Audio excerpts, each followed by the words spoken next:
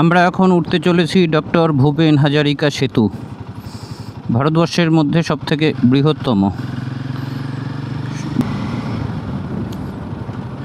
Doctor Bhupen হাজারিকার ছিলেন একজন গায়ক, লেখক, ফিল্ম মেকার, পলিটিশিয়ান। আসামেই ওনার বাড়ি। তো ডক্টর ভূপেন হাজারিকার নাম অনুসারে ব্রিজটির নাম রাখা হয় ভূপেন হাজারিকা ব্রিজ। 2017 সালে ভারতের যশস্বী প্রধানমন্ত্রী মাননীয় শ্রী নরেন্দ্র দামোদর দাস মোদী এই ব্রিজের উদ্বোধন করেন। এই ব্রিজটি ব্রহ্মপুত্রের উপনদী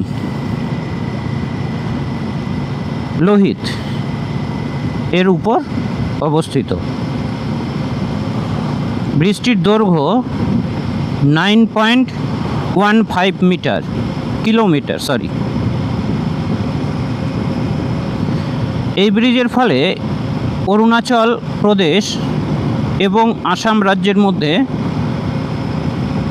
এক বিশাল যোগাযোগ ব্যবস্থা সম্পন্ন হয়। আসাম গুয়াহাটি থেকে এই ব্রিজ ভূপেন হাজারিকা সেতুর দূরত্ব প্রায় 540 কিলোমিটার। লোহিত নদীর উপরে ধোলা সাদিয়া নামক স্থানে এই ব্রিজটি স্থাপিত।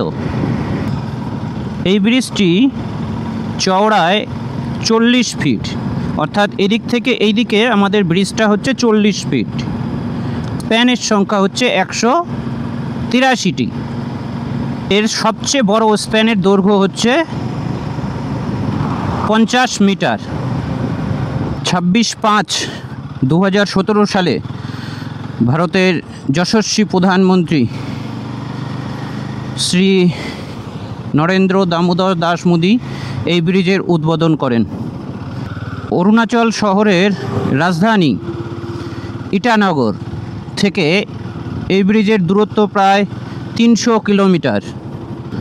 2011 সালে শুরু হয়েছিল এই সেতুর কাজ।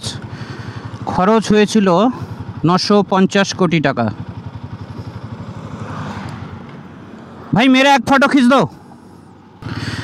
মুম্বাইয়ের বিখ্যাত বান্দ্রা ওল্ডি সেতুর থেকে 30% বেশি এই সেতুর দৈর্ঘ্য, লম্বা। কি মজা! ভূপেন হাজারিকা সেতু ভারতবর্ষের বৃহত্তম তথা এশিয়ার বৃহত্তম সড়ক সেতু।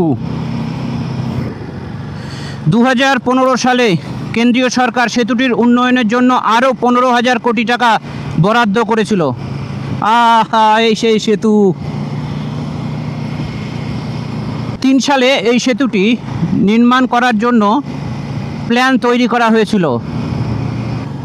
সেতুটি 2017 সালে 26শে মে মাসে ভারতের যশস্বী প্রধানমন্ত্রী শ্রী মোদীজি বলি, তিনি সাথে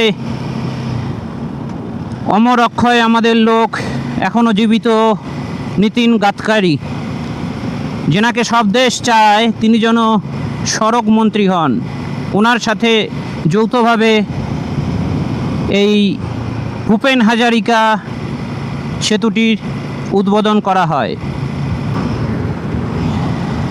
আমার ব্যক্তিগত মতামত, রাজনৈতিক দল যেই আসুক না কেন, ভারতবর্ষে যেন কেন্দ্রীয় সড়ক মন্ত্রী অবশ্যই মাননীয় শ্রী নীতিন গাডকারি মহাশয়কে করা হয়।